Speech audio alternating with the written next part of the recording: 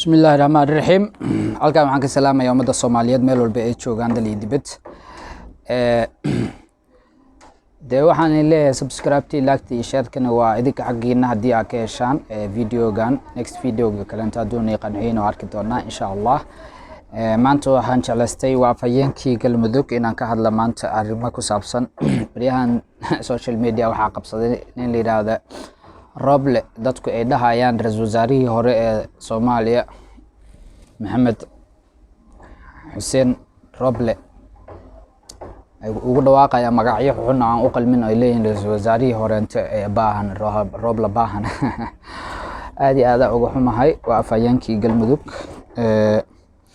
wali ra'iisul wasaare daacad ah oo wadanka wax u qabtay ama wax tar leh muuqato ninka ugu horeeyay oo soo maray oo ra'iisul wasaaraha asagoo ahaa hadii aan runta indhaha la iska saareenin indhaha gacanta la iska saareen ama okiyaal camaa la gashanin ilma adeero la yaalo waxaan idin leeyahay magacyada xun dadka aad ugu dhawaaqaysaan in iska deysaan ayaan hii fiican because waxa weeyeen ummadda Soomaaliyeed meel walba ay joogaan waxa ka dhuntay akhlaaqdiya ka dhuntay wax alla waxay rabaan inay ku hadlaan waayay dambe ayay keeneen mana fiicno waxaan arkayay Facebook qof walba oo iska malaalaco inuu soo qorabo oo yiraahdo Roble baahan war muxuu la baahan yahay madaha baahida tiray masaadaada raashin sii jiray masaada wax sii jiray wax inoo sheeg balin maadareelo ka hanti badan yahay ninkan dhaqaalna oo haystaa waxa uu Ilaahay siinay waa haystaa laakiin waa nin daacad oo dadkiisa iyo dalkiisa daacad u ah inuu wax u qabto horumar gaarsiiyo wadanka daacadnimada ay ka go'an tahay waa aragtaa dalka sidoo ah xaaladda oo taagnaa in doorashadii dib u dhac badan oo ku imaaday ninka kaliya oo istaago oo dhahay wax dib loo dhigi doono male ilaa aniga aan ka geeriyoodo moogiye si kaleento dalkaas oo ku baaqsan doono ma jirto ninkii oo amarkaas bixi asagoo ahaa horumarkana gaarsiiyo asagoo ahaa in maantana dawladdaas ay qabsoonto oo dawladda ay dhismato ninka heerkaasna gaarsiiyo asagoo ahaa in inta meelaha soo istaagtaan iska caaytantaan waxa aragtina iska sheegtaan wax xaq ah u leedahay maaha dadkiina Soomaaliyeed waa aragtay iskuulaadka oo meesha ka hirgeliyay waa aragtay dadka abaaraha markay ay dhacayeen waxa uu ka bixiyay waa aragtay Somaliland markay dhibaatada ku dhacday ninkii ra'iisul wasaaraha asaga gacanta ku haya wadanka lacagihii gurmadka oo bixiyay waxa aragtaan baalkii lidaada iskuulaadka oo dhisay waxa aragtaan dadka ummadda Soomaaliyeed oo dhibaataysan meel walba ay joogaan sida uu macnaha wax uga qabtay wuxuu ku amaanan yahay inaad ku amaantaan ba xaq u leediin laakiin Roble baahan hal shilin maanta oo Roble oo maanta musuqmaasuq oo ku sameeyay ma arkin ani xaqiiqa ma jirto ninkii cadeen ku haystana waa la imaan kartaa laakiin waxaas inaysan jirin laakiin aflagaada magaalada inaad inta meelaha la soo istaagtaan aad tiraahdaan noocyadaas oo kale oo hadashaan waa aad iyo aad looga fiican yahay Soomaaliyeed waxaan igu aqaanay oo dhaqan xumadan igu aqaanin leh weligiin waa wada jirteen waxyaabaha qaarkood inaa iska deysaan ay idin ka fiican Roble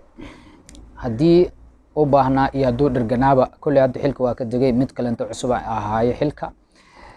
asagana waa idin tusi doona idinko caynayo Soomaaliya litiin waa idin aqaana Soomaali waxa waaye dhaqan xumada in ku jirto weeyaan heblow saan maalmo war waa wadaysin idinka dabeecadda oo yaani wax dadka in ku barteen waa dhaqamada dadka nagu la bartay waa kii ka dagay kii soo fuulaba caayal loo daba taagantiin waa dhaqanada Soomaalida ay leedahay weeyaan waxa kale oo bariyahan social media oo isdhaxmareeyay gabar diblomaasiga Soomaaliyeed ku jirto wax alla loo xeerto ku hadlaysa ayadana wax alla loo xeerto sheegayso anu kuleeto ku caymay gabar Soomaaliyeed tahay walaalay waxa ku dhihi lahaa gabar baa tahay xisho waxyaabihii adiga maadaama aad tahay qof diblomaasi ah gabar Soomaaliyeed oo diblomaasi ah waxa laga rabaa wixii diblomaasi ah waxa laga rabaa hadii aad qofka wax dhigaysa xataa si siyaasadeesan baa loo baahan yahay inaad xataa qofka kaftan waxa uu dhaxgeliso laakiin inta meel soo istaagto social media soo istaagto waxa rabtid inaad iska sheegtid waa wax macnaha laga fiican yahay wax laga quman yahay weeyaan mid labaadna aniga dad badan oo gabadha caynayo oo wax allaal waxay rabaan ku dhahayo waan arkayay ma fiicno taasna ma fiicno gabadha Soomaaliyeed in la caayo ma haboona qofku qaldami karaa wuxuu rabo inuu sheegi karaa xuriyadiisa xuriyad qowl uu leeyahay qofku wuxuu rabo inuu sheego ama wuxuu rabo iska dhaho laakiin anu gabadha waxaan la tali lahaa ina waxyaabaha qaldan ku hadlayso walaashay macanto ina ka fiirsato adigana mid labaad waxaan maqlay in baasaboorkeedii diblomaasiga ahaa laga ceshtay. gabadha horta waxyaabaha lagu sameynayo waa qalad. baasaboorkeeda diblomaasigan in la siiyo xaq ay u leedahay, ayadan in la waansho oo la yiraahdo waxyaabaha aad ku hadlayso ka digtoonow. dowladaadii Soomaaliyeed meesha adiga aad horumar iyo rixitaan aad wadi lahayd inay horumar dowladda ay gaarto, in adiga